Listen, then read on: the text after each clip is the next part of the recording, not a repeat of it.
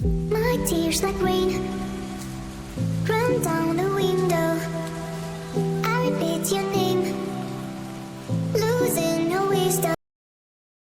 Hello friends, welcome back to this another video. तो friends, जैसा कि हम ऊपर का पिछले पार्ट में पढ़ चुके हैं, तो जो भी लोग इस वीडियो को पहली बार देख रहे हैं तो वो पहले फर्स्ट पार्ट को देख कर फिर उसके बाद इस वीडियो को। तो अब कंटिन्यू करते हैं अपना next topic,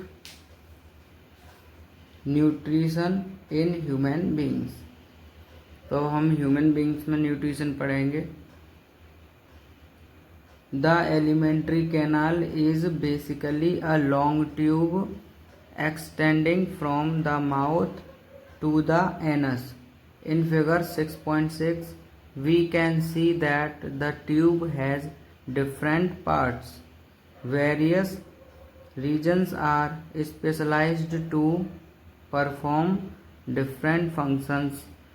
What happens to the food once it enters our body? What shall discuss this process here. तो फ्रेंड्स, इसको मैं हिंदी में बता देता हूँ। जैसे कि इसमें लिखा है कि जो हमारी एलिमेंट्री कैनाल होती है वो बेसिकली एक लॉन्ग ट्यूब है, जो कि उसका जो स्टार्टिंग पॉइंट है उसको माउथ है और उसका एंडिंग पॉइंट है एनस। तो जैसा कि अभी हम 6.6 डायग्राम में आगे नेक्स्ट पेज पर देखेंगे तो उसमें हम अच्छे से समझेंगे।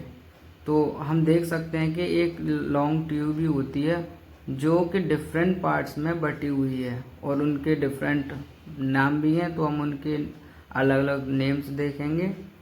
तो परफॉर्म डिफरेंट फंक्शन, तो और उनका जैसा नेम अलग अलग है तो उनका काम भी अलग अलग है। तो what happens to the food once it enters our body. तो जब एक बार फूड हमारी बॉडी के अंदर एंटर कर जाता है तो उसके बाद उस फूड का क्या होता है, तो अब हम इसको अच्छे से समझेंगे।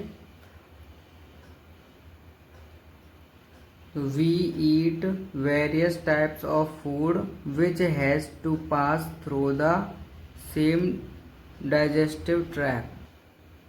Naturally, the food has to be processed to generate particles which are small and of the same texture. This is achieved by crushing the food with our teeth. Since the lining of the canal is soft, so the food is also wetted to make its passage smooth. When we eat something, we like our mouth waters. This is actually not only water but a fluid called saliva secreted by the salivary glands. तो अब यहाँ तक हम इसको समझ लेते हैं कि हम अलग अलग टाइप्स का फूड खाते हैं जो कि एक ही जगह से एक ही यानी कि डाइजेस्टिव ट्रैक्ट से पास करता है। Naturally the food has to be processed to generate particles which are small and of the same texture. तो यानी कि फूड्स के भी छोटे छोटे पार्टिकल्स होते हैं जिनका सेम टेक्सचर होता है।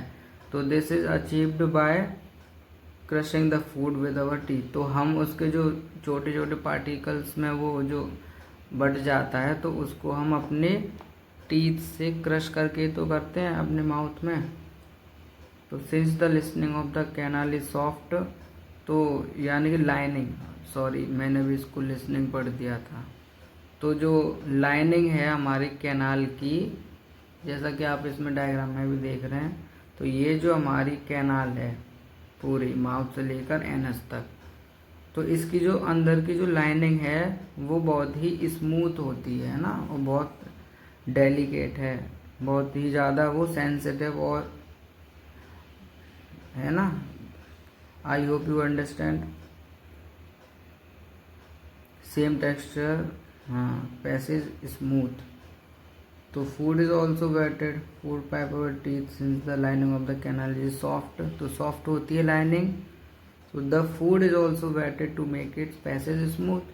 तो फिर जब वो सॉफ्ट होती है तो फूड का जो वो गीला हो जाता है हमारे सलाइवा से, वो भी स्मूथली वहाँ से पास हो करता है। तो when we eat something we like, यानी कि जब कोई चीज़ जो हमें पसंद है हम उसको खाते हैं तो हमारे मुंह में पानी आ जाता है ना, वाटर। तो this is actually not only water. तो ये वाटर नहीं होता है, ये एक फ्लूइड होता है जिसको हम सलाइवा बोलते हैं, जो कि हमारी सलाइवरी ग्लैंड्स जो प्रेजेंट होती हैं माउथ के अंदर वो सीक्रेट करती हैं। तो अब मैं आपको बता दूं कि हमारे इस माउथ में सलाइवरी ग्लैंड्स होती हैं तो वो 3 पेयर्स में होती हैं, यानी कि 6। तो स्टूडेंट्स कंफ्यूज नहीं होना है कि सलाइवरी ग्लैंड्स नंबर में पूछे तो 6 होती हैं और पेयर में पूछे तो 3 पेयर्स होती हैं। तो another aspect of the food we ingest is its complex nature. If it is to be absorbed from the alimentary canal, it has to be broken into smaller molecules. This is done with the help of biological catalyst called enzymes. तो अब ये enzymes बहुत important होते हैं, ये बहुत important role play करते हैं डाइजेशन में। तो ये एक तरह से क्या होते हैं, ये बायोलॉजिकल कैटलिस्ट, तो जो कि हमारे जो बॉडी हमारे डाइजेस्टिव सिस्टम में ग्लैंड्स होती हैं वो सीक्रेट करते हैं। जैसे कि सलाइवा भी हमने पढ़ा ऊपर, तो वो जो सलाइवा है ये भी एक एंजाइम है, ठीक है, यानी कि कई सारे एंजाइम से मिलकर ये सलाइवा बनता है। तो अब the salivary contains an enzyme called salivary amylase. तो जो सलाइवा होता है उसमें एंजाइम होता है, उन्हें हम बोलते हैं salivary amylase, that breaks down starch which is a complex molecule to give simple sugar. तो ये जो हमारा स्टार्च होता है ये एक कार्बोहाइड्रेट है ना। तो ये कॉम्प्लेक्स मॉलिक्यूल होता है, कॉम्प्लेक्स का मतलब बड़ा मॉलिक्यूल, यानी कि जिसको हम डाइजेस्ट नहीं कर सकते। तो उसको हमारा जो सलाइवरी एमाइलेज होता है वो उसको ब्रेक कर देता है सिंपल शुगर में। तो ये कार्बोहाइड्रेट है। तो the food is mixed thoroughly with saliva. तो फूड अच्छे से सलाइवा में मिक्स हो जाता है and moved around the mouth while chewing by the muscular tongue. तो जब हम च्यूइंग करते हैं तो अच्छे से हमारे माउथ में मूव करता है। तो अब नेक्स्ट पैराग्राफ देखें। It is necessary to move the food in a regulated manner along the digestive tube so that it can be processed properly in each part. The lining of canal has muscles that contract rhythmically in order to push the food forward. These peristaltic movements occur all along the gut. तो गट क्या होती है, यानी कि हमारी alimentary canal को ही गट बोलते हैं। तो इसमें क्या हो रहा है, जो लाइनिंग होती है कैनाल की वो मसल्स होती है उसके अंदर, तो वो क्या करती है, कॉन्ट्रैक्ट करती है, रिदमिक कॉन्ट्रैक्ट, यानी कि वो जैसे कि फूड हमारे माउथ से आता है तो वो उसको पुश करता है ना। जो हमारी ट्यूब है ये पिचकती है ना, इसका जो क्रॉस सेक्शनल एरिया है वो डिक्रीज हो जाता है, कम हो जाता है। तो वो पुश करता है फूड को आगे और वो एक्सपेंड होती जाती है। तो इस तरह से हम इस मूवमेंट को बोलते हैं पेरिस्टाल्टिक मूवमेंट, तो जो कि यहाँ पे हाईलाइटेड है अंडरलाइन के थ्रू। अब चलते हैं नेक्स्ट पैराग्राफ पर। From the mouth the food is taken to the stomach through the food pipe और ईसोफेगस। तो जैसा कि आप ये देख रहे हैं, अभी हम इस पूरे डायग्राम को अच्छे से मैं दिखाऊंगा और ईच पार्ट को बताऊंगा। तो ये हमारे ईसोफेगस है जिसे हम फूड पाइप बोलते हैं।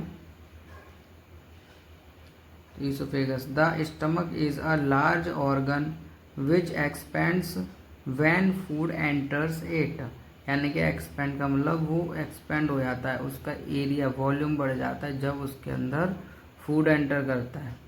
The muscular walls of the stomach help in mixing the food thoroughly with more digestive juices. तो यानी कि जो सलाइवा था उसके अलावा जब माउथ से ईसोफेगस के थ्रू स्टमक में हमारा फूड आता है तो यहाँ पर और ज़्यादा एंजाइम्स सीक्रेट होते हैं और उनसे जिस तरह से यहाँ पर पेरिस्टाल्टिक मूवमेंट हो रहा था, रिदमिक मूवमेंट, उससे भी स्ट्रांगली उससे ज़्यादा मूवमेंट इसमें होता है. ठीक है, रिदमिक मूवमेंट स्टमक में, तो जिसमें वो अच्छे से मिक्स हो जाता है सलाइवा के साथ, thoroughly with the more digestive juices. तो the digestion is in stomach is taken care of by the gastric glands.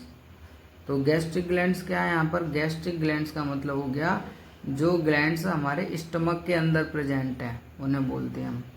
तो गैस्ट्रिक वर्ड का मतलब बायोलॉजी में गैस्ट्रिक का मतलब स्टमक से रिलेटेड ही होता है. तो फ्रेंड्स कभी भी आप बायोलॉजी में गैस्ट्रिक वर्ड सुने तो आप समझ लीजिएगा कि वो स्टमक से रिलेटेड ही बात हो रही है. तो glands, gastric glands present in the wall of the stomach. तो these release hydrochloric acid, a protein digesting enzyme called pepsin and mucus. तो ये इन तीनों को ये सीक्रेट करता है, यानी कि गैस्ट्रिक ग्लैंड सीक्रेट करती हैं. The hydrochloric acid creates an acidic medium which facilitates the action of the enzyme pepsin. यानी कि जो HCl है हमारा हाइड्रोक्लोरिक एसिड, वो एक एसिडिक एनवायरनमेंट क्रिएट कर देता है स्टमक के अंदर, जिससे कि हमारा जो पेप्सिन है वो अपना काम कर सके. पेप्सिन यानी कि तभी काम कर पाएगा जब एसिडिक वो होगा pH. बेसिक pH में ये अपना काम नहीं कर सकता है. तो what other function do you think is served by the acid. तो एसिड का और दूसरा फंक्शन क्या हो सकता है? तो उसका फंक्शन यही है कि वो अच्छे से डाइजेशन में हेल्प करता है चीज़ों को. वो इस तरह से एसिड उसको ईजिली ब्रेक कर देता है. तो the mucus protect the inner lining of the stomach from the action of the acid under normal conditions. यानी कि अब म्यूकस क्या करता है? तो म्यूकस जो हमारी जो अंदर की लाइनिंग होती है स्टमक की, जो कि बहुत ही सेंसिटिव और स्मूथ होती है, डेलिकेट है, तो उसको प्रोटेक्ट करता है एसिड से, क्योंकि ये जो हमारा हाइड्रोक्लोरिक एसिड है ये स्ट्रॉन्ग एसिड है. तो अगर म्यूकस नहीं होगा तो ये जो हाइड्रोक्लोरिक एसिड है ये हमारे स्टमक की इनर वॉल को डैमेज कर देगा. ठीक है, I hope you got it. अब चलते हैं नेक्स्ट पेज पर. We have often heard adults complaining about acidity. Can this be related to what has? Yeah.